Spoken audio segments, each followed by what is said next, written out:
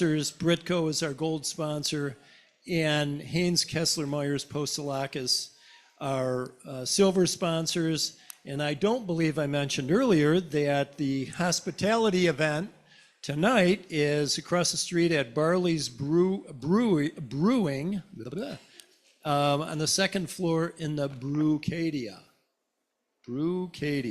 So hopefully once you get all kinds of information, you'll be ready for a beverage across the street. And we thank our sponsors for hosting that.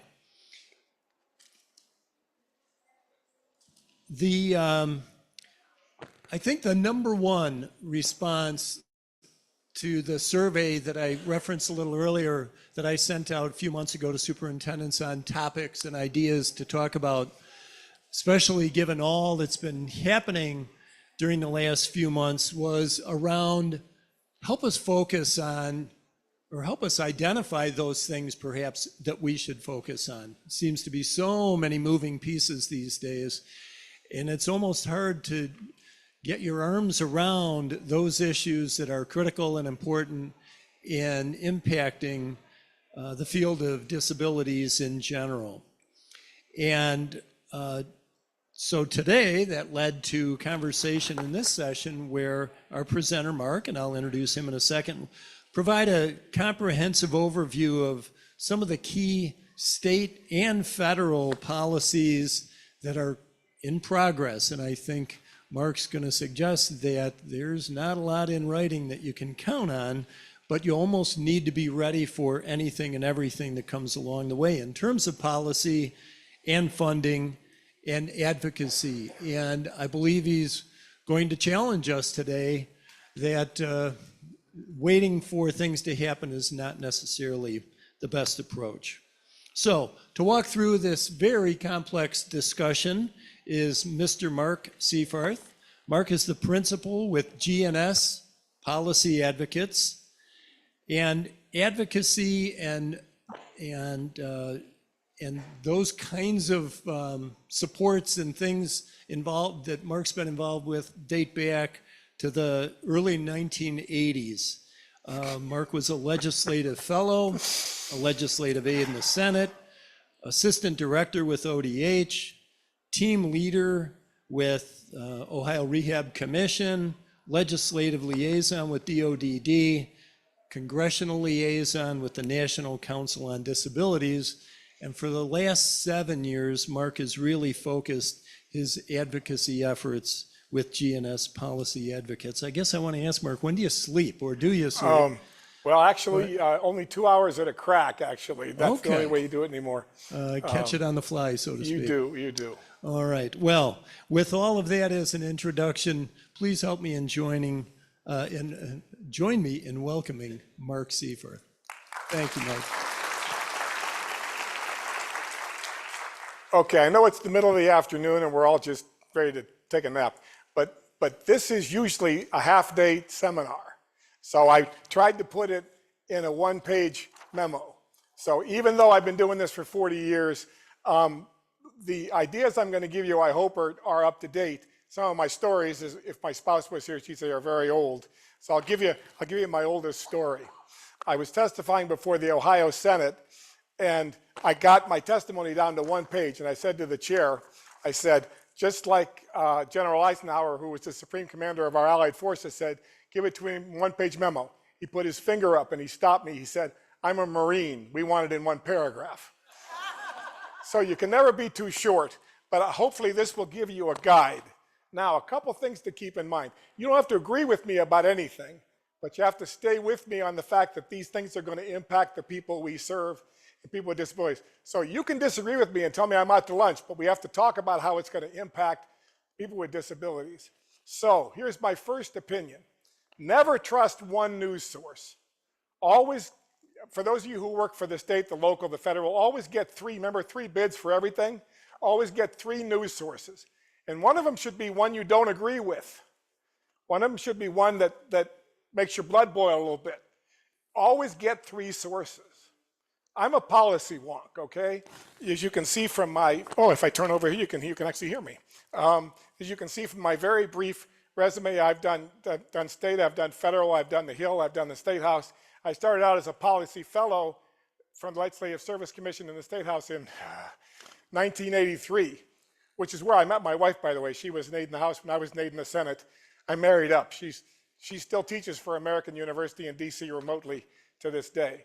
So let's chat about a couple things that are really important for starters here. Why you should listen to me, okay? As far as I know, I am not the oracle. You can disagree with me, but as far as I know, I'm the only person with a disability in Ohio that has served on the state, local, and federal level. I'm the only one that's been in all three arenas for 40 years.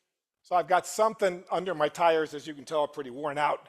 In fact, this scooter came from DC. I brought it back with me because it's an old war horse, and it's like me, it's still going. So I give you a pedigree that is at least worth staying with, okay? So I'm not saying I know everything, but at least stay with me. So let's talk about the fact that, for example, I worked for the National Council on Disability under both George W. Bush and Barack Obama. And the NCD, if you don't know, is a small federal agency of 9 board members and 12 staff, and they did the original draft of the Americans with Disabilities Act. And I worked on both the ADA and the amendments. Back in the days when we had bipartisan legislation, we got the ADA and the amendments passed in a bipartisan fashion. A lot of work. And as those of you who have Netflix, you know, you get to see the Capitol crawl and all those wonderful things. If you have Netflix, and even if you just have YouTube, you should watch Crip Camp. Crip Camp is really good. It's a couple years older than me. Okay, there are things actually older than I am. You should watch that and how all that advocacy came about, and folks like Judy Heumann, whose cloak I could not even carry, and Justin Dart, and the real heroes of the disability movement. I'm an also ran, okay? Or also wheeled, I guess I should put it that way. So let's also talk about the fact that policy is really changing, and we're never going back to the way things were. You will never hear me say, or if you do, correct me, it'll go back to the way it was in the good old days. That's not happening anymore. People are looking at government completely differently. Now, whether you agree with that or don't agree with that may not actually be the point. The point is things are changing. So let's do a little bit of history real quick, just so we're all on the same page of the hymn book.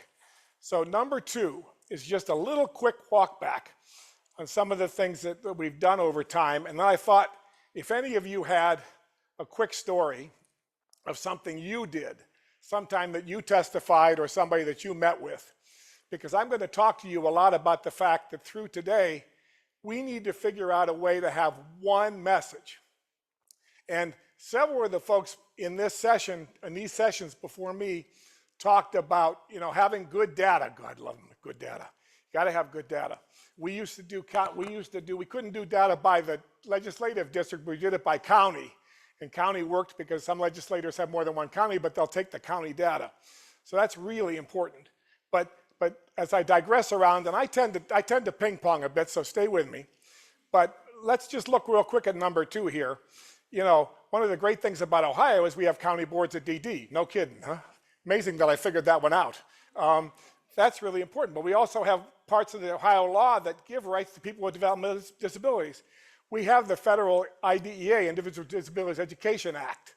Let's tell you another quick story, and again, I'm showing my age. When I was ready to go to kindergarten and first grade, and since I lost my parents a long time ago, my voice will crack. I'll never get through this, but I'll warn you in advance.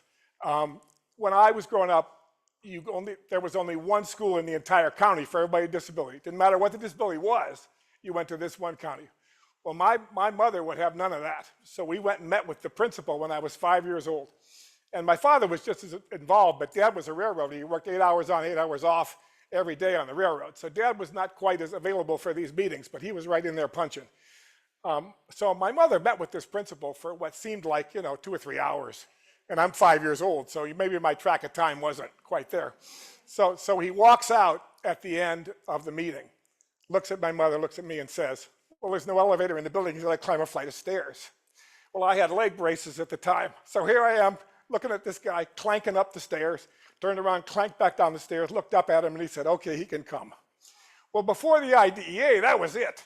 If the principal had said no, that was it. So let's remember our history and remember what we did and what my mother did, God rest her, to make sure that I went to public school, which allowed me to go to high school, which allowed me to go to college, which allowed me to become a legislative fellow and be before you today being a pain in the ass, which I'm going to continue to be, forgive me.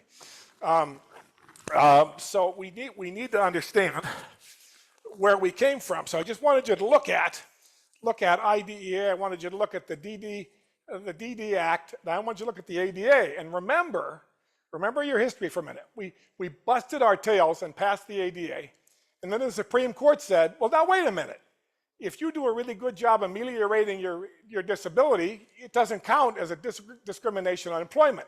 The example was a guy testified before Congress that was a person with diabetes, and his employer didn't want to give him a lunch hour to eat and test his blood sugar. Well, because he did such a good job as a pharmacist taking care of himself, there were no immediate effects of his disability, so they wouldn't give him a lunch hour, and they fired him. But he couldn't sue under the ADA because they said, well, look, you ameliorated your disability, and I'm not an attorney, so I'm giving you my best shot. But I sat in Congress and listened to him testify. When we went back to Congress and we got the ADA amendments, which said, you know, it's not just that your disability, that you can sue on behalf of employment because you have a disability. If you do a really good job taking care of yourself, if they're still discriminating against you because you have a disability, they fired him because they had diabetes. They didn't want to give him the hour off to test his blood sugar. So we went back and we got the amendments done. And then, since I beat up the Supreme Court, and I'll say a good thing about him, then the Supreme Court came around with Olmstead, which said, you have the ability, you have the right to live in the least restrictive environment. So, you know, love the Supreme Court, hate the Supreme Court. Sometimes they get it right for us, sometimes they don't get it right for us. But we were able to do all these things because of advocacy across the board, because of advocacy from you, because of advocacy from your parents and the folks with disabilities. Everybody did this. I need you to remember your history, because one of the things that John told me is that about 25% of the superintendents are new now. So we have a lot of new blood. We have a lot of new ideas, and this is all wonderful. But we built it on this history. So having said all that, does anybody have a story, since I tell too many stories, does anybody have a story where they testified, they went and talked to the mayor, they went and talked to their city council person, they went to the state legislature, they went to Congress, they went to the local office of their member of Congress? Does or any policy issue that you advocate is on it? But anybody have a quick story they'd like to relate that relates to how you felt it had some impact, or you felt you had something positive that happened? I want to give you a second just to think, well, wait a minute, I did that. I wrote this letter and that got in the paper. I wrote a letter to the editor. People do actually read newspapers. I don't know if they do it as much as they used to. Now they just read blogs, or podcasts. But anybody have something that happened that they wanted to relate? I wanted to give you a minute if you wanted to just say, look, I did this and I was pretty proud of it. Or I had a client, or I had a son, daughter, nephew who did something and I was kind of proud of it. If you have a minute, I don't want to push, but if you have a minute, I'd love it if somebody said that story. Yeah, we recently, literally last fall, opened a children's home, or we're building it, and we thought NIMBYism was dead, but it certainly was not for this one neighborhood, and they openly advocated for a zoning change. So we were able to get many self-advocates and an attorney, and through really advocacy, really change that, and are able to build the home. So you just wouldn't think of this day and age that NIMBYism is alive and well, but it certainly is.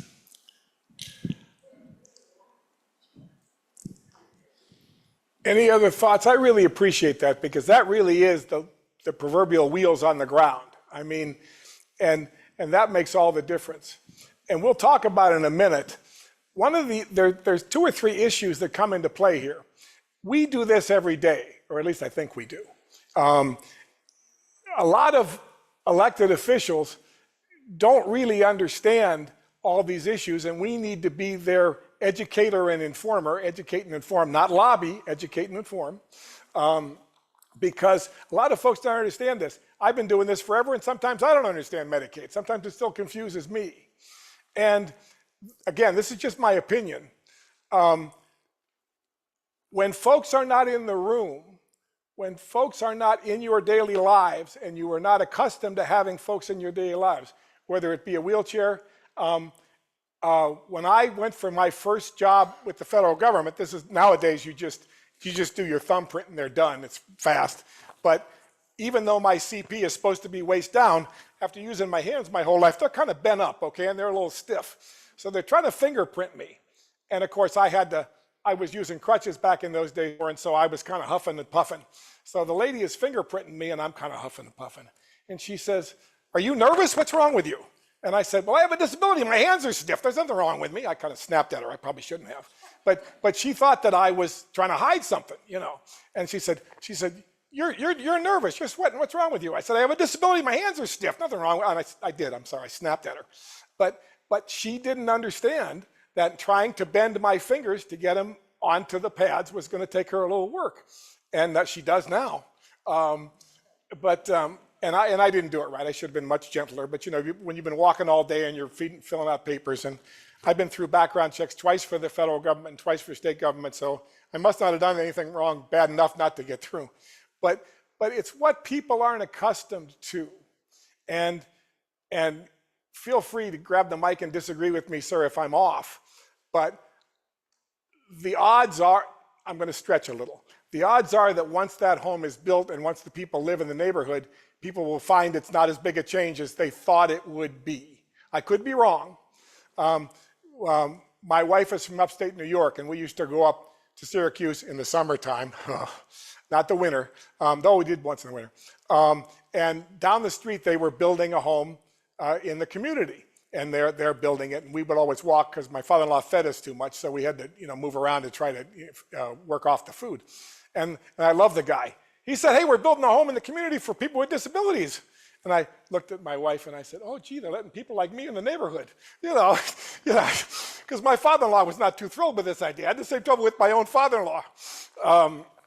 In fact, my wife knows I tell this story, so it's okay. By the way, I married up. Lucy would have been here to help me present, but she was asked to present in Washington this week. So I married up. She's brilliant.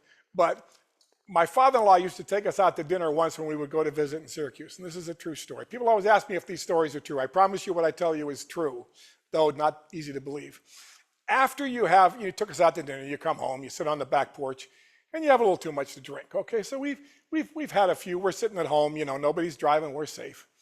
And my father-in-law says to me, I kid you not, and this was early 90s. He says to me, the Greeks had it right. He meant the Spartans, but he said the Greeks. He said, they should just leave those kids out on the mountaintop to die. He said this to me. All right, and it was the 90s. And the next morning, he kind of apologized. He realized he'd gone over the edge. So we still have that challenge where people, they don't see us in the room. And that's kind of why I'm here today. I may need battery power now to move me along. And I'm really glad they didn't tell me when I was young that aging with a disability has its own set of challenges. It's been really interesting. That's a whole nother story. Aging is one story, disability is another. So it's been an interesting ride. But we need to be in the room. And that's why that panel this morning was so great. I mean, we got the General Assembly, all of us, got the General Assembly 2 years ago to say now a person with a disability has to be on the county board. We're in the room, and we're all learning. And so that's why I'm here giving you all kinds of trouble. So one more time before I take a breath. Anybody else have a story? Really, any story? I just want to make sure you guys feel that everything isn't coming out of my mouth if you've got something that you think is valuable. Think about that for just a second. So now, I'm just going to tell you things that are happening. You don't have to agree with my interpretation, but these are things that are actually happening. He asked me if I ever sleep. At 12:15 last night, I was reading one of my feeds, which is why I'm a little wired, because I slept like 3 hours. One of my feeds said, the leadership in the Senate, U.S. Senate, Washington, is saying to the House, you're not cutting enough, including Medicaid. We want you to make the cuts larger before you send them to us. Now, I ran into a gentleman here, one of the vendors, And he said to me, I was in Washington this week and I met with both of our new US senators, and they both assured me that we weren't going to cut Medicaid. Okay, so here's the cum si cum sa, as my Italian grandmother used to say. Seifarth is my Dutch father. My mother was Italian, as you can tell from what used to be brown hair when I had some hair. You know, my Italian grandmother used to say cum si cum sa. Okay, there's this side and there's that side. The Congress people and senators say, oh, we're not going to cut Medicaid. But they're saying if we want to pass the budget the way we want to pass it, we have to do $880 billion with a B in cuts. So some math isn't going to work here. So that's our challenge. They're saying, oh, we're going to take care of people with disabilities, but we want to cut $880 billion out of Medicaid. So that's our challenge. People in elected positions and some appointed positions need to understand how these funds impact folks. When I go out on the street and just talk to people, now granted, since I can't really hide my disability, they kind of are a little careful with me sometimes. Of course, when I open my mouth, they're not careful anymore. But a lot of people think Medicaid is for those people that should be working, but they're getting Medicaid and they're not working, you know. They don't get the piece that is, and forgive the federal law, they don't get it's aged, blind, and disabled. You know, that there are pieces of it. So part of our job, and I'm going to ping pong back and forth of this, is part of our job as educators. Legislators are generalists, okay? Just like, you know, I'm going to keep keying on your story if I may. You had local officials who had to really understand what those local ordinances were. But state legislators and members of Congress are generalists until you sit on a particular committee, then you become a specialist in that committee. So part of our job is to continue to educate these folks, and that's the challenge, because right now, God forgive me, I'm going to be blunt, I'm nothing if not tactless. Now, all we see is a chainsaw. Now, a chainsaw is a whole different instrument than a scalpel. Is there waste in government? Yeah. Do you use a chainsaw? I'm not so sure. I think maybe a scalpel is the way you go in and cut out waste and those issues and make sure that the money's going where it's supposed to go. People think I'm crazy. I love a good auditor, okay? You got to have your books audited. You got to have somebody say, you're not spending those dollars right, you got to do this. In the state legislature, little quick education here. In the state legislature, if you're not, once you have the money, you know, the legislature appropriates the money, the administration spends the money. That's the way it's supposed to work. Congress appropriates the money, administration spends it.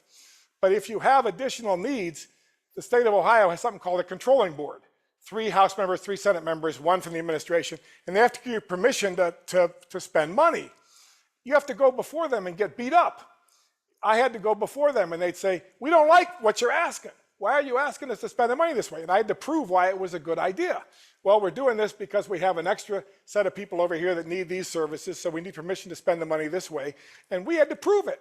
And there was always 1 or 2 legislators that would be mad at the governor, same party, different party, didn't matter.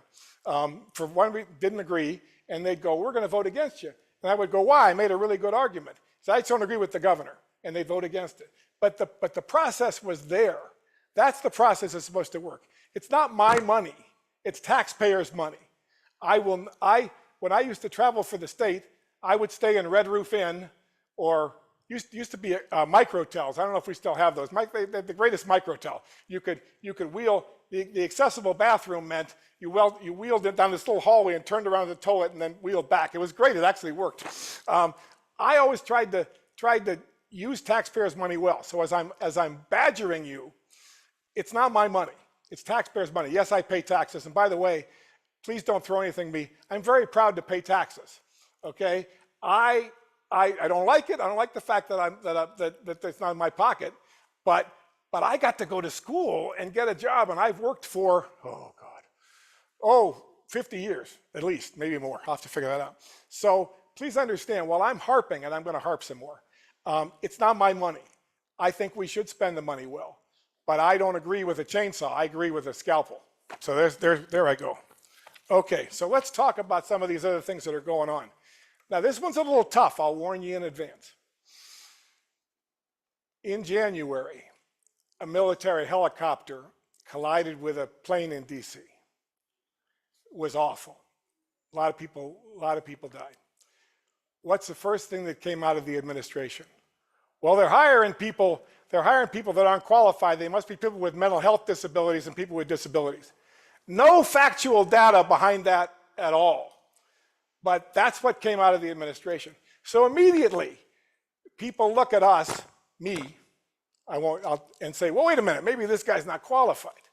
And you guys know the ADA, the most qualified person with or without a disability. If I'm not qualified, I don't get the job, or at least I shouldn't. So let's talk for a minute. This is a really touchy subject, and one of the early morning speakers that was talking about how to hire and retain SSAs was very careful with this, but did a fabulous job. I put DEI down here, not because I want to debate whether DEI is a good idea or not, but because I want to debate, if you read a lot of the material put out, it's DEIA. Guess what the A stands for?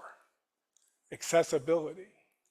So part of the challenge here is, if we're going to lose DEI, are we going to get swept away with it?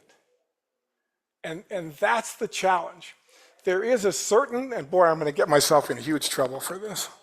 There's a certain small segment that is not so much in favor of us being in the community to this day. It's not a big segment, but right now it's kind of a louder segment, okay? So we need to, I'm not going to get into debate over DEI, but the A has to stay in the conversation. The access has to stay in the conversation. So here's some of the things I'm afraid about. And I stayed up late last night and reread everything because I wanted to be as close to current as I could for you. Because I figure if you're going to listen to me, at least I should know what I'm talking about as of last night. Now, tomorrow it might be different, but as of last night, under HHS, under Health and Human Services, there is the organization called the Administration on Community Living. Many of you know ACL. Under ACL are the DD councils, the University Centers of Excellence for DD. A lot of the, and it used to be, and a lot of programs for folks that are aged, folks that are older. Thank you. Oh, God love her. Christine Brown. Protection and Advocacy, the P&As. Thank you. See, I need help. And whether you agree or disagree with the P&As, because sometimes they probably bring suits that we may not entirely agree with, sometimes we do. But they do a great job of advocacy. They are now breaking up the Administration on Community Living. They say, oh, we're not going to cut it. We're just going to send them off to other agencies. Well, right now, I don't know where the funding is going to come from for DD councils. They may go away. Now, one could argue that I may have a small bias here, since you notice in my vita that I chair the DD council. But so there might be a little tiny bias here, and I will admit that. One must admit their biases. But the DD council is one of the few advocacy organizations on the state level that's still here, that is still advocating for changes in programs, advocating for changes in services. And I'll tell you one thing. How am I doing on time? Can you give me a hint? How am I doing all right? Let me tell you what you learn when you chair the DD Council. The DD Council is about 30 people, and it's about a third. A third people with developmental disabilities, that was me. A third parents or guardians, and a third state agency people. So you're chairing a meeting of 30, 35 people. And you've got a PhD sitting over there, and you've got a person with a significant mental disability over there. And you want to keep them all involved, and you want to keep them all on the same page, and you want to keep them all engaged. Hardest thing I've ever done in my life. And you would key off people in the room. If I knew I was losing this person, I knew they didn't understand. If I knew I was losing this person. So the reason I tell you that story is that is the essence of advocacy. And DD councils bring together that milieu, that humanity of all kinds of people. And you probably know, and I'll look for a few nods. If I don't get them, it means I messed up. Parents and people with disabilities don't always agree. And there is some tension there, but you need it in the room. I'll give you a quick tension story. My parents and I got along very well. Didn't mean my father and I didn't argue all the time. Should have seen my father try and teach me how to drive. That was a fun experience. God love Dad. we'd argue and fight while he's teaching me to drive, then we'd hug and go, we're done. But I'll tell you a quick story. I went to Kent State University, great school, good honors college. Why I did the honors college, one would never know because I killed myself. But I applied to be a resident staff advisor. You guys who lived in the dorms, you remember, few RSAs in the room? Good, okay. You know what a crazy job that was.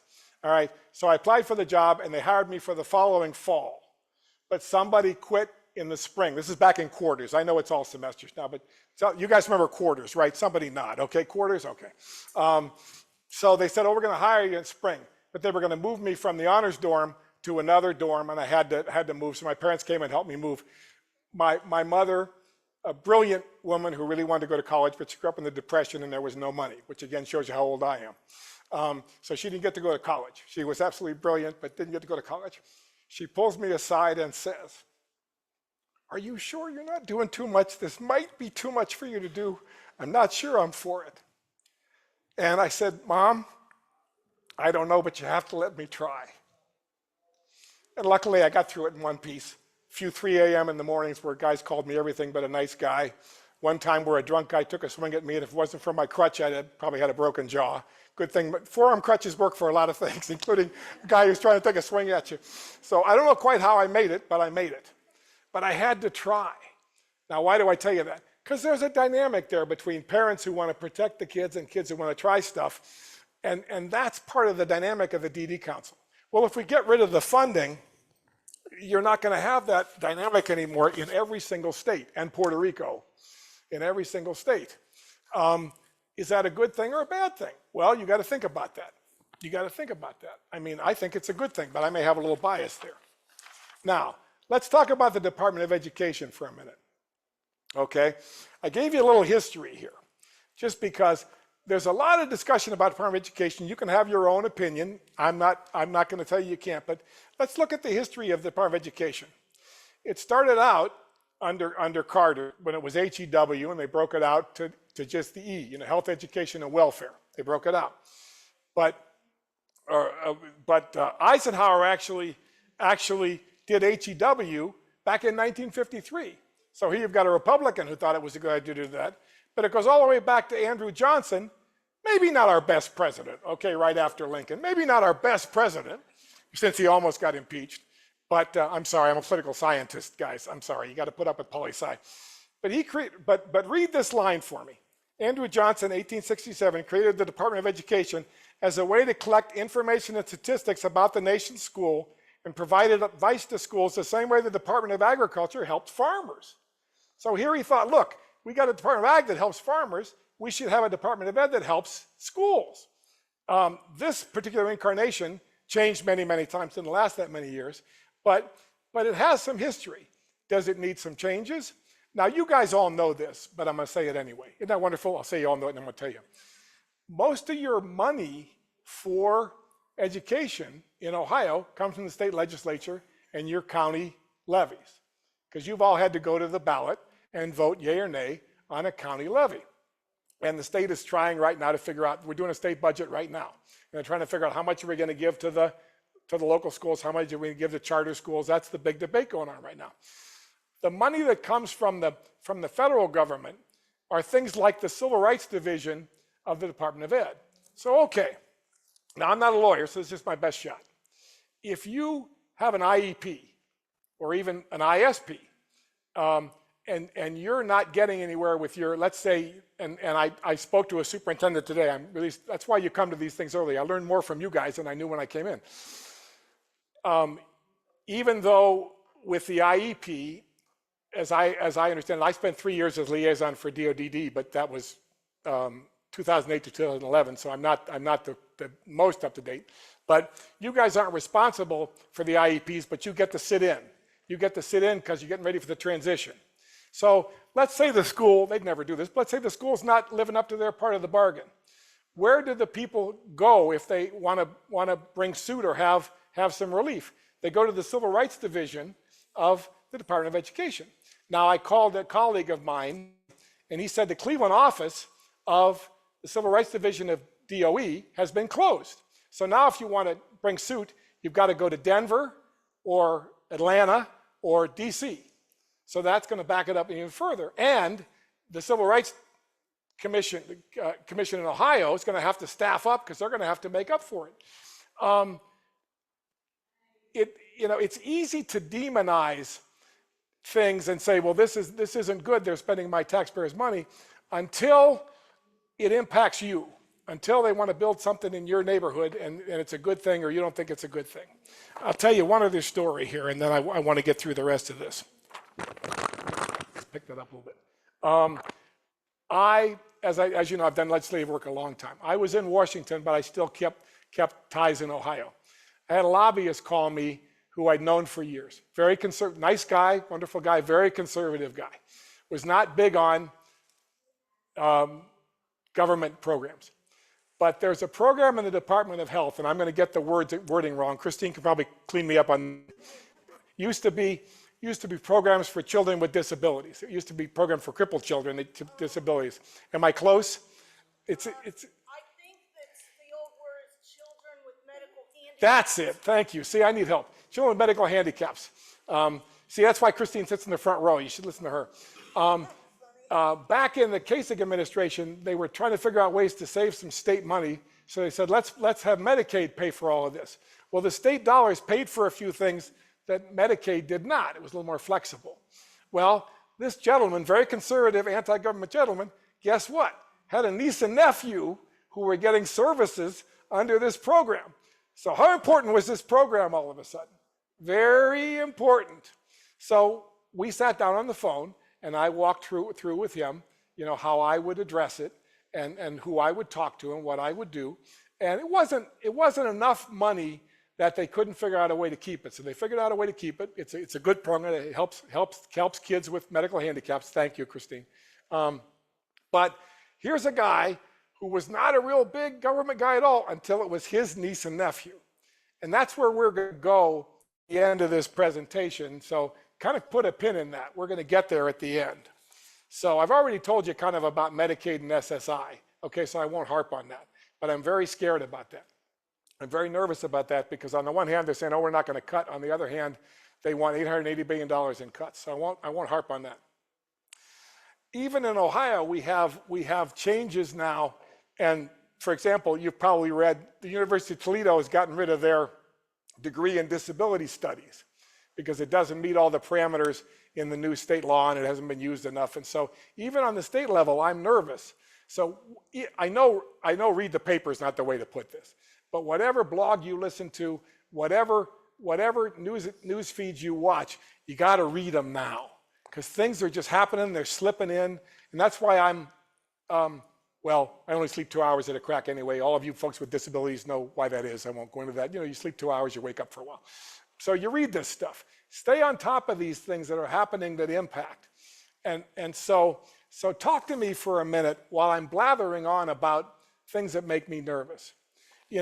Are you seeing things in your community that are either positive or negative?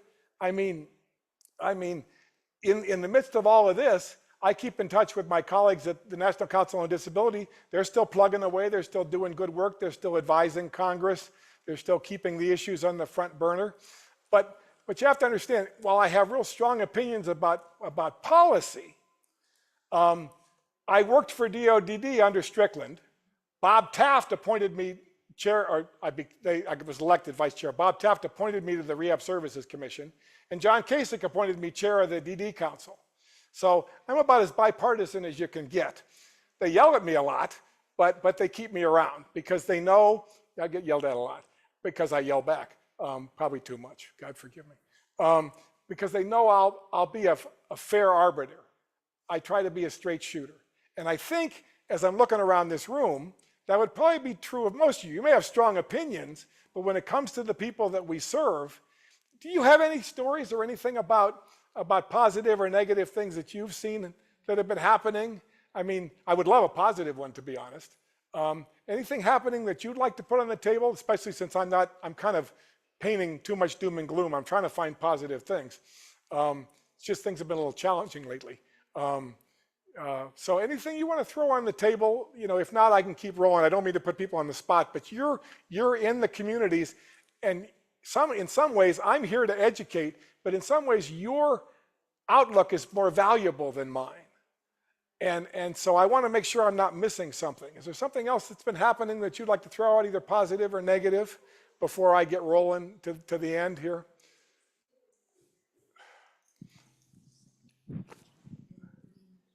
Thank you. So a positive example of things that are happening in our field over the last year are the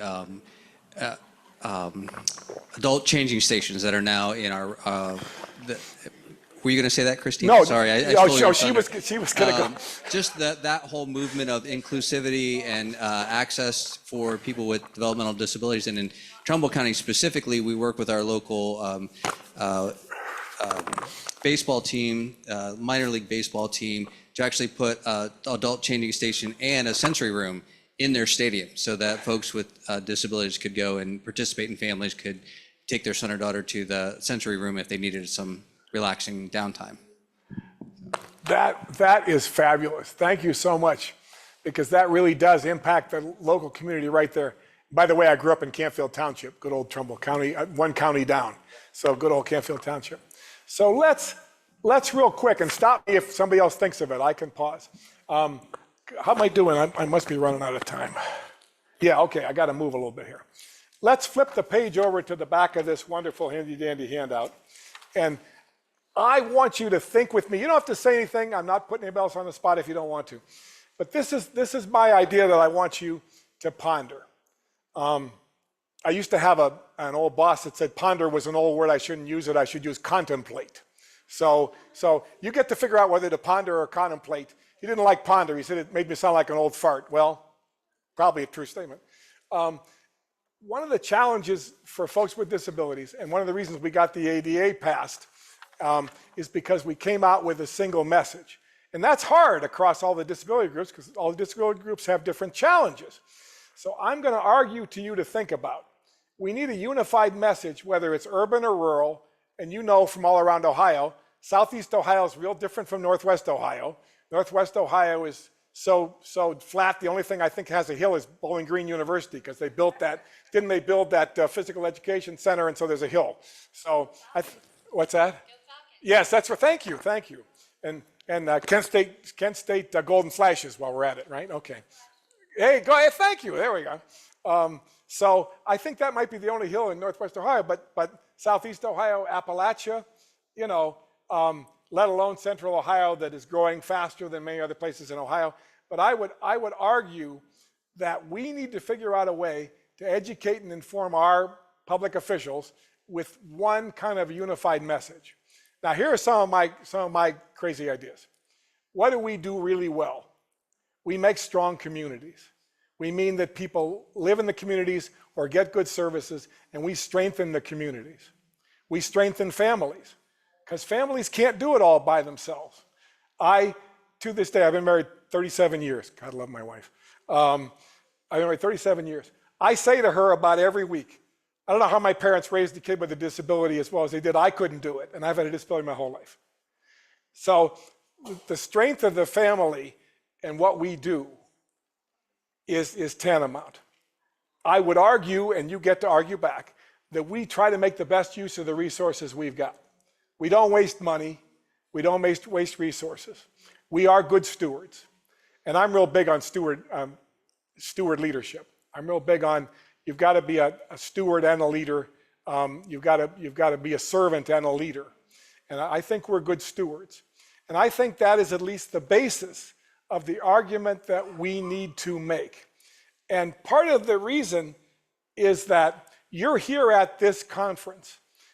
On some level, I don't always agree with the County Board Association, but I agree with them a lot of the time, and sometimes I don't. And it's going to be something like this organization that's going to have to help with that message. It's going to have to be a statewide message. And then we figure out, do you know your state legislator? Do you know your member of Congress? State legislators are a little bit more challenging now because we have term limits, but then of course folks move from the House to the Senate. And even though I've been doing this for 40 years, sometimes I can't keep up. Sometimes I say to my wife, now wait a minute, is that a state senator now or a state rep? And we both did this for a living, and even I get confused.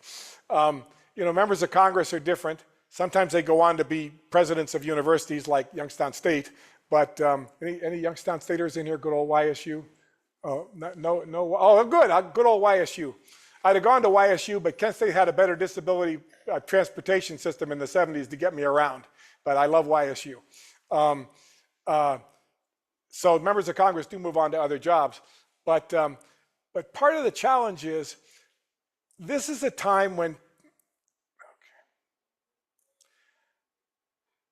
not quite sure how to put this, and I've already put my foot in it about 9 times.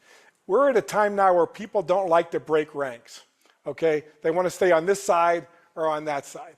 That makes our jobs really challenging. So the issue has to be, this impacts the people that you serve. This impacts, I remember a state legislator from Cleveland years ago, long ago. Why did she introduce a bill? She introduced a bill because she was taking her trash out, and her neighbor stopped her while she was taking the trash out and said, this is a real problem in our community. And she introduced the bill and started debating it because the person told her as they're taking their trash out, you know how it is when you almost miss the garbage person and you're running it out in the morning? I used to do that when I was younger. That's where it came from. That stuff comes from what happens locally. So your job, in no lobbying, education and inform, we got to keep on the front burner. This is what this money does. It doesn't, from our point of view, it doesn't serve somebody who should be working because they're able-bodied and they're cheating the system. We are serving people who, without our services, would not be in the community, would not be having any quality of life, would not be with their families. You get to do the whole 9 yards. When you live this as many years as we have, and I see a few bright, young, fresh faces too, so no offense if you're bright, young, and fresh. Not young, and I'm still fresh. But no offense if you're bright, young, and fresh. But you gotta look at it from another point of view now. Even if I disagree, and I've disagreed with some legislators, I'll give you a John Kasich story in a minute. But when we were trying to pass the ADA, I was in John Kasich's office when he was a member of Congress. Good member of Congress, balanced the budget, very sharp man, I loved him. But he beat us up on the ADA, he had a boatload of questions. Now, by the same token, he signed the bill that allowed us to do a pilot program so that folks on the DD Council could meet remotely as long as so many people met in person and wherever the meeting was, so it was open records and everybody could be there. And he leaned over to me while he's signing the bill, after he signed the bill, and he said, well, how are we doing? Well, if you know John Kasich, you get about 14 seconds to answer. John Kasich has 2 speeds. Like John Kasich's like my wife, 2 speeds, fast and off, okay? My wife is fast. She's just brilliant. How I kept up with her all these years, I don't know. So I said to him, well, I've worked under every administration since the last couple of years of the Rhodes administration, true story. And I said, I've never seen an administration keep people with disabilities on the front burner more than you have. And his answer was, why wouldn't you? And yet John Kasich is a conservative, fiscal conservative, but he saw the value in these funds and helping people stay in their communities. And when he was in Congress, his staff, I'm sorry, too many stories, but one more. His staff used to say to me, we don't always agree with you, but while you're in Washington, we'll always give you our lunch hour. You bring a sandwich, we'll bring a sandwich, because you're not allowed to buy each other lunch. You bring a sandwich, sit in our foyer, and we'll sit with you for an hour and go over all the issues with you. Now, half of them they wouldn't agree with me on, but they gave me an hour every time I was in Washington. That's amazing. So you got to give John Kasich some nods. I mean, I don't always agree with him, but he was in there punching. And since Mike DeWine is term limited, I can say this too, because he doesn't get to run again. We've had few governors with as good a pedigree as Mike DeWine has. Lieutenant governor, prosecutor, member of Congress, Senate, state legislator. Whoever we elect next, we will miss that level of understanding of government. I don't know if it's a Democrat or a Republican next time, but I'm nervous because when you lose somebody the caliber of Mike DeWine, and I don't always agree with him. I disagree with a couple of things he did recently. Don't care. His pedigree, he earned where he is.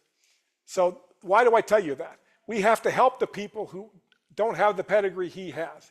We have to educate them. We have to inform them. We have to constantly be saying to these people, look, if you cut this, this is what's going to happen. If you don't cut it, your community will be better, your family will be better. And that's why I'm harping. And boy, I'm right at the edge of harping right now. So look at this. This is my plea, my request, my endeavor for you. Look at these A, B, C, D, E ideas and say, it's a lousy idea.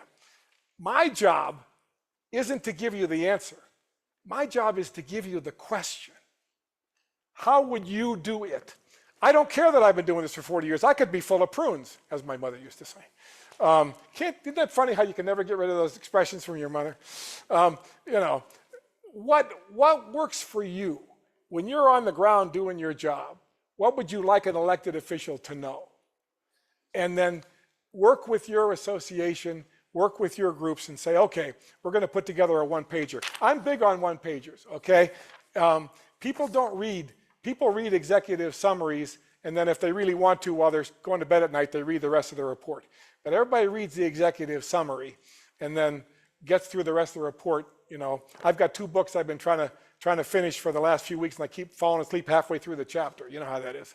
I'm reading a great book right now, John Meacham on Churchill and Roosevelt. It's great. I wish I could read it. Well, it's John Meacham, great historian. Ponder this for me. Leave here and say to yourself, please, what would I do? In my job, what frustrated me this week? Or as this gentleman gave me the frustration, this gentleman gave me the joy. So God love you, you're just fabulous. You gave me the frustration and the joy in the same room. What frustrated you this week? What joy did you have this week? How would I want to tell my elected official that? The only reason I was effective, one of the reasons I was effective was I was around forever, but people knew they could come to me, and if I didn't know the answer, I'd find it. I'd find somebody else who knew the answer. Okay, so I'm going to finish up with one last story. My wife always says, I wish she was here. She says, when Mark says one story, it's always 3. This is why you get married. The only person who can really tell the truth about you is your spouse. I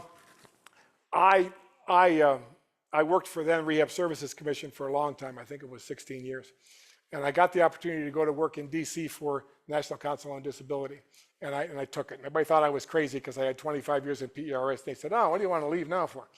But the challenge was there. And just like that RSA job, I had to go for it. And my wife had already been in Washington, so she knew enough that we could find an accessible apartment. That's another story if you have a minute. Had to find a place with a loading dock with a ramp. So I went in through the loading dock to get in the apartment. There are no accessible apartments on the hill, so I found one with a loading dock that got my scooter. So I went into the loading dock every night. So I spent 3 years in Washington. One of my very dear friends who had a great political pedigree, he passed away, not from his disability, but from cancer, God rest him. And I thought, I got to get back to Ohio, spend some time here. I'm wheeling in the State House. I don't have a scooter yet. I'm using my manual wheelchair as I'm starting my job. And one of the legislators grabs the back of my wheelchair. I know you're not supposed to do that, but he was a friend, so he grabbed the back of my wheelchair. And he knelt down next to my wheelchair and he said, why did you leave? I lost my one, form of information that I could always go to. Why did you leave? And I told him. He said, well, you're back now. And so, I may not have been the best at what I do, but people knew that I was a viable source of information. When the opportunity presents itself, sorry, using up the last of my energy here, presents itself, you need to be that. Now, you're not the legislative gal or guy, so it's not your job the whole time. But if you get the chance to be an education source or an information source, that will make all the difference. I have rarely found, I'm going to use my words carefully, I have rarely found that conservative or liberal, right, left, north, south, that if you have good information and it impacts the people that people serve, that it's not going to have an impact. I've talked to some of the most anti-government people and some of those pro-government people, and once they see how the impact happens, I've seen people really liberal hate a program because it wasn't run right. You're wasting government money. We're going to get rid of that program. Yes, I'm liberal, but it's a lousy program. And do 2 things for me. Think about how you can be an information source and help educate your elected officials. And 2, look at the back of this, or however it is up there. If you don't like this message, tell your organization what you think the message should be. Those are the two things that you should come away with on this. I need to be a catalyst, but I'm not the answer. I'm just a catalyst. I want to rev your engines. I want you to be V8 engines. Am I old? There aren't V8s very often anymore. You know, I want you to rev your engines. I want those pistons to run. And this is the way to do it. What do you think? Does that make any sense? Yeah. Okay. As you can't tell, I've kind of lived this for a long time, and it has great value for me. And since you're all here, it has great value for you. And I think we should probably be done. Oh yeah, 5 minutes. Okay. Mark, I had the pleasure of meeting earlier this week, actually, with a county board. I was asked to come and do some training and have some conversation about roles and responsibilities. And that conversation really quickly turned into kind of county boards' roles in general, not just the 7-member boards. And they asked about our values and our tenets. And we talked about how the diversity of county boards across our state is our strength, but it can work against us sometimes because we don't always use the same language. So your A through E and maybe others, I think, can be the beginning of some conversation around what we all have in common that can help us in the long run. The greatest thing about this state is, I read somewhere, and this could be old, that we have more urban areas in this state than most other states have. That even though we have a lot of rural areas, Cleveland, Columbus, Cincinnati, Toledo, Akron, Canton, Youngstown, most states don't have as many urban areas as we have interspaced between the rural areas. Most places have great rural and great urban, but they don't come together. Ohio has this great mix, and we can use it. You know, so we have the great urban and rural. We just need to use it to advocate. That's my theory. We do have a couple of minutes for questions or thoughts or contributions to that list or to the conversation. Any questions for Mark? Thank you for staying with me. I know it's a lot to cram into an hour, and I really appreciate it. Well, Mark, thank you so much. Thank all of you for your attention. We have about a 15-minute break. We'll see you back here at